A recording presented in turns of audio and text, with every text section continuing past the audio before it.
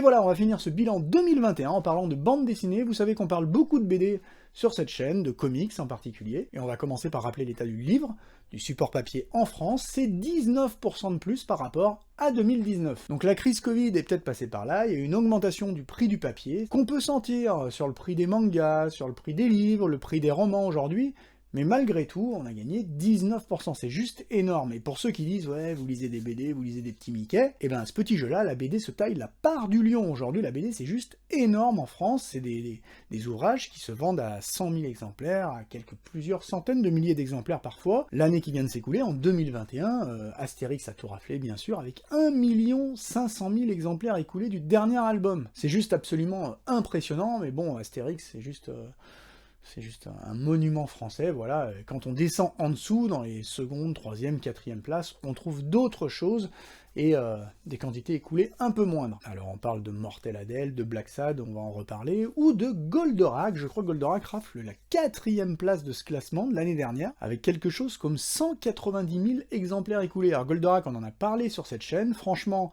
si on m'avait parlé du projet avant que j'en découvre des planches, j'aurais dit qu'est-ce que c'est que ce truc, et puis j'ai vu ces planches à l'expo Goldorak, et je me suis dit mais c'est un projet de rêve, surtout que je voyais la plume de Xavier d'Horizon, et d'Horizon c'est juste un scénariste absolument exceptionnel, il est extraordinaire d'Horizon, dans tout ce qui touche, et cette BD elle est juste incroyable, c'est une BD qui parle de la guerre, des réfugiés, qui vraiment remet le personnage d'Actarus au centre de l'histoire, c'est vraiment un récit épique, un récit ambitieux, j'arrête pas de vous dire ça, mais là c'est vraiment ambitieux pour le coup, et je vais pas en reparler là, parce que j'en ai parlé en long, en large, en travers sur cette chaîne, mais s'il y a moyen d'avoir une suite, moi je signe tout de suite. Et d'ailleurs, Goldorak, d'Horizon, Xavier d'Horizon, qui pour moi est vraiment un scénariste littéralement de génie, hein. Long John Silver, plein d'autres choses, le maître d'armes, il y a vraiment il a la plume facile visiblement, mais c'est toujours génial, tout ce qu'il fait, j'adore, et on peut se rendre compte à travers l'exemple de d'Horizon que les meilleurs scénaristes aujourd'hui en France, ils sont pas à la télé, ils sont pas au cinéma, ils sont vraiment dans la BD. Ben ouais, la BD, il n'y a pas question de budget, on peut laisser libre cours à son imagination, on fait ce qu'on veut, de la SF, tout ça, et on pense à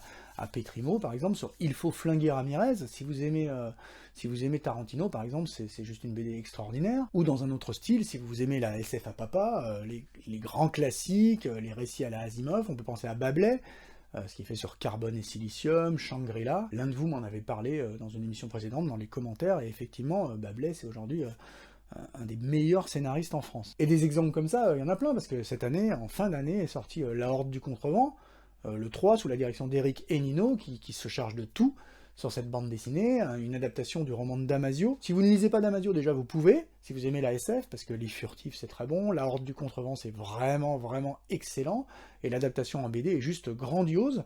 Donc le tome 3 est sorti en fin d'année, c'est une merveille, encore une fois, mais il y a aussi des œuvres dans tout un tas de domaines, on pense à la série Conan le Cimérien, qui vient de sortir son 13e tome, chez Glénat. La série Conan le Cimérien, c'est à chaque fois une équipe de créateurs français, scénaristes, dessinateurs différents qui adaptent une nouvelle de Howard. Alors, j'allais dire c'est plus ou moins réussi, c'est pas vrai, c'est en fonction de votre subjectivité, vous allez trouver ça plus ou moins bon. Moi, finalement, il y a des tomes que j'adore, d'autres un peu moins. Si j'étais pas un complétiste acharné, il y a certains tomes même que je revendrais en occasion, parce que finalement, je les ai moins aimés, pas sûr que je les relise un jour. Mais il y en a qui sont vraiment excellents. Le tome 12, je crois qu'il s'appelle L'Heure du Dragon, par les créateurs de la série Elric, était vraiment bon, j'aime bien, c'est un crayonné très sombre, très noir, qui met vraiment en valeur les planches vermoulues des bateaux sur lesquels Conan se révolte, c'est vraiment vraiment bon, et je vous conseille donc de jeter un œil à cette série Conan le Cimérien, tout comme je vous conseille de jeter un œil, si vous l'avez pas déjà fait, à la série Black Sad. Black Sad, ça fait des années maintenant que ça existe, ce sont des créateurs espagnols, c'est vraiment excellentissime, je crois que ça se situe dans les meilleures ventes de l'année dernière, encore une fois, je crois que c'est 160 000 exemplaires vendus du tome 6. Le tome 6, et pour la première fois, c'est une histoire à suivre. Alors, j'ai trouvé ça un peu moins percutant que les volumes précédents, mais il y avait eu de l'attente, hein. Je crois qu'il y a eu 8 ans d'attente entre le volume 5 et ce tome 6, qui est la première partie d'une histoire, mais il y a toujours de l'ampleur, il y a toujours ces personnages à tête d'animaux, ce qui leur donne un côté extrêmement expressif, je trouve ça génial. Moi, la première fois qu'on m'en a offert un, parce qu'on m'a offert Black Sad au début, je me suis dit, mais pourquoi on m'offre ce récit avec des personnages à tête d'animaux, on n'est pas chez Disney, en fait c'est pas du tout ça, c'est très noir, très sombre, très violent, très sexué, c'est vraiment très adulte. Bref, Black Sad, c'est vraiment de la belle ouvrage, et c'est vraiment un récit, si vous êtes passé à côté de Black Sad, mais plongez, vous ne le regretterez pas, c'est vraiment, vraiment bon, j'aime beaucoup le tome 2, qui est vraiment, je trouve, très, très sombre, mais que j'aime particulièrement. Après, qu'est-ce qu'on a eu cette année? En fin d'année, il y a eu le Raven tome 2, par Mathieu Laufray. Alors Mathieu Laufray, pour moi, c'est un des grands créateurs français, hein, scénariste, dessinateur. C'est lui qui a dessiné le somptueux Long John Silver, sous la plume de Dorison. Quand je vous dis que les meilleurs scénaristes sont dans la BD, et que c'est pas une question de budget, c'est que je pense pas qu'on puisse aujourd'hui, du moins en France, réaliser Long John Silver. Je veux dire, Long John Silver, c'est un récit d'une ampleur absolument impressionnante. On a ces plans du bateau, des pirates qui s'enfoncent le long de l'Amazone, avec ces arbres gigantesques.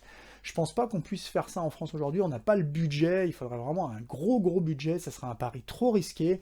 Je veux dire, on nous caserait encore Cassel en premier rôle, donc autant laisser tomber tout de suite, même si j'adore Cassel, mais je veux dire, la BD Long John Silver, c'est juste un monument, et Laufray, c'est un de nos meilleurs dessinateurs. Je trouve ça absolument extraordinaire ce qu'il fait. D'ailleurs, aujourd'hui en France, on a tendance à... Je m'éparpille un peu, mais on a tendance à considérer les dessinateurs de BD au sens large, alors qu'en fait, il faut resituer un peu... On a inventé des catégories en France en bande dessinée, il y a la bande dessinée et il y a le roman graphique, et on parle de roman graphique. Et je trouve qu'on peut pas parler de dessinateurs de BD en évoquant des gens comme Riyad Satouf, ou comme Blin, ou comme Johan Sfar, qui sont certes des créateurs d'univers, qui ont leur univers, mais qui font pour moi... du crowbar, quoi. Je veux dire, ils font du dessin, c'est pas la même chose que Laufray. Laufray, c'est un dessinateur, un peintre, c'est absolument extraordinaire. Ce qu'il fait, c'est juste dément, c'est juste dingue. Franchement, vous voyez la pureté de son trait, la dynamique de la mise en scène, c'est un créateur, hein, donc il compose avec son cadre, c'est juste dingue, ça n'a rien à voir avec ce que fait Johan Sfar.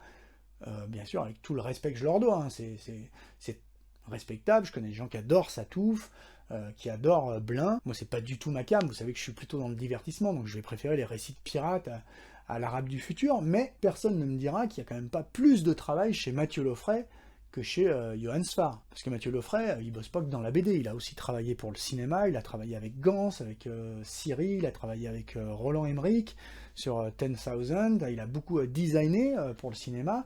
Il y avait un livre qui était sorti sur lui qui s'appelait Axis Mundi, un livre absolument incroyable, qui d'ailleurs dépassait le milieu de la BD, parce qu'on y parlait bande dessinée, bien entendu qu'on y parlait bande dessinée, mais dans le même temps on y parlait aussi cinéma, à travers tous ces projets avortés, notamment ceux de Christophe Gans, et c'est là qu'on se rendait compte que Gans, à un moment, il faut qu'il se fixe, parce qu'à force de développer des projets comme ça, qui étaient dans un état d'avancement avancé, j'allais dire, on se rend compte qu'on avait pris du temps à fantasmer Bob Moran, Rahan, Tarzan, et Laufray, il avait fait des planches absolument démentes pour ces films-là. Le livre Axis Mundi, si vous pouvez jeter un œil dessus, il est vraiment intéressant à ce niveau-là, et Laufray reste pour moi l'un de nos meilleurs dessinateurs. Alors, j'avais adoré sur Long John Silver, je l'adore toujours sur Raven, je trouvais que le premier volume était plutôt sympa, il manquait un petit peu d'épaisseur, il manquait quelque chose. Là, je trouve que l'histoire se réveille.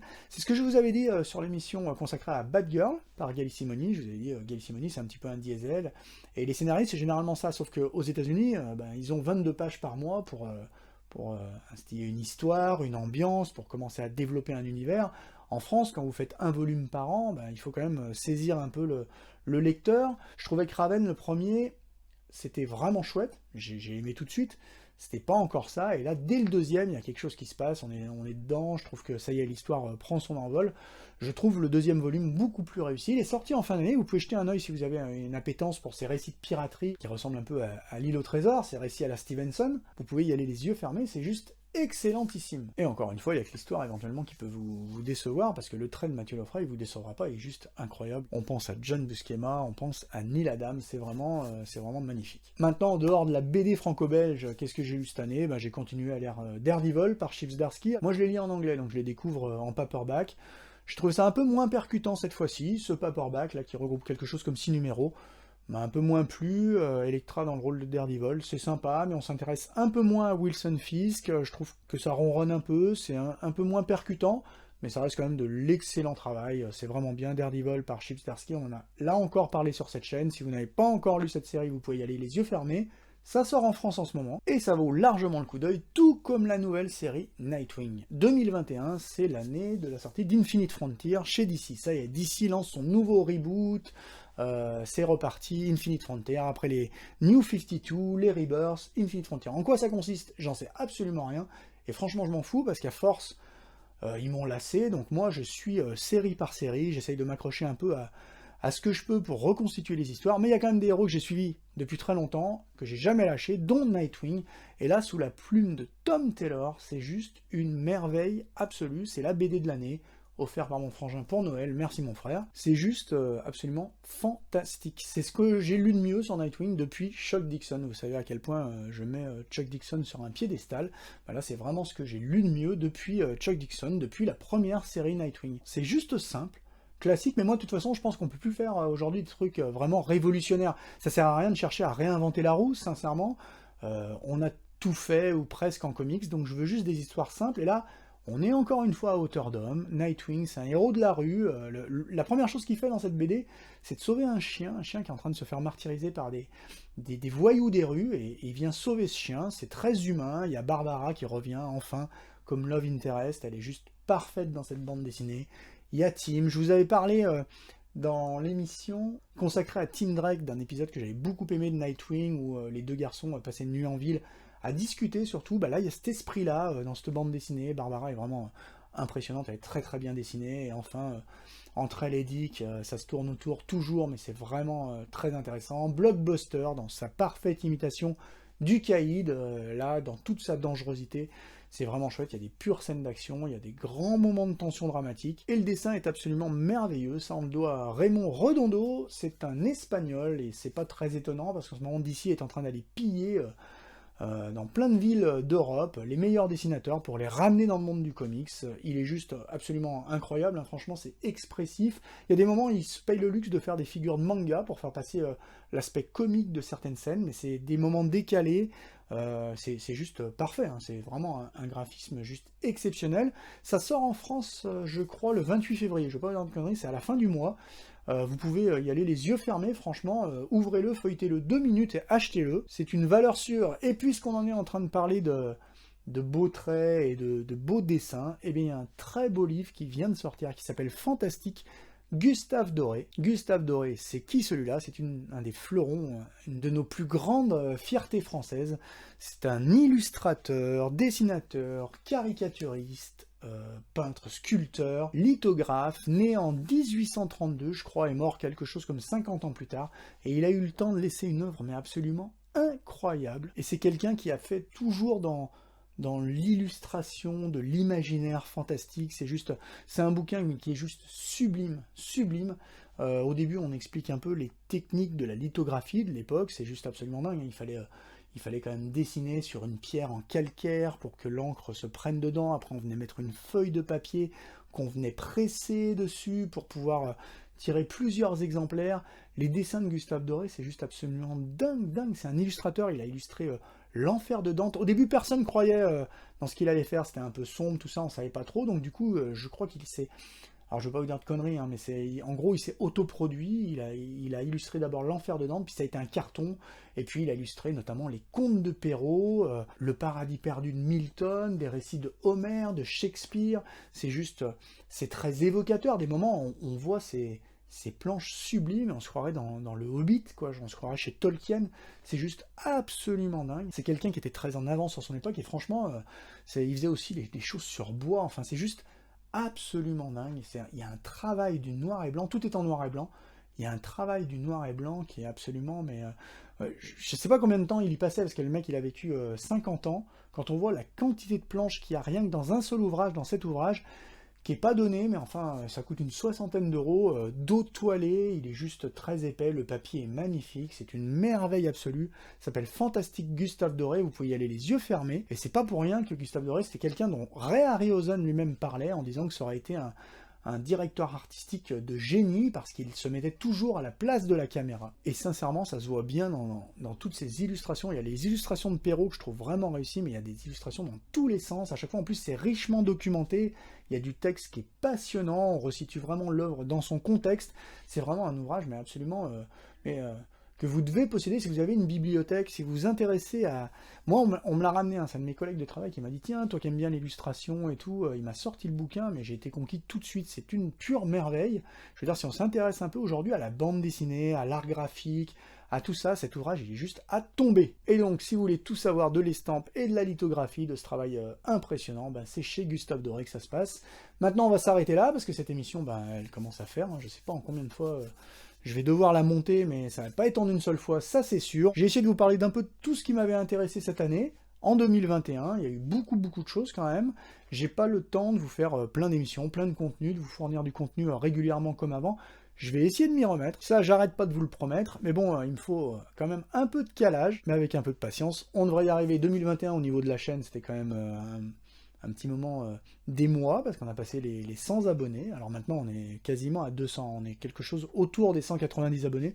Je trouve ça extraordinaire qu'il y ait 190 personnes qui aiment le ton de la chaîne, qui aiment bien ce que je raconte, parce que j'ai tendance à bavasser toujours un petit peu, et qui aiment bien que ça touche au cinéma, à la musique, à la guitare. Voilà, vous êtes un peu de plus en plus nombreux aussi à commenter, et ça c'est vraiment sympa, parce que je fais pas ça pour être tout seul devant la caméra, ou pour me faire mousser, hein. Franchement, j'aime bien avoir vos retours. C'est toujours en plus constructif, c'est vraiment... vraiment bienveillant, c'est vraiment intéressant, et j'ai hâte déjà qu'on puisse évoquer tout un tas d'autres sujets. À niveau personnel, j'ai fait un peu d'investissement d'ailleurs aussi cette année.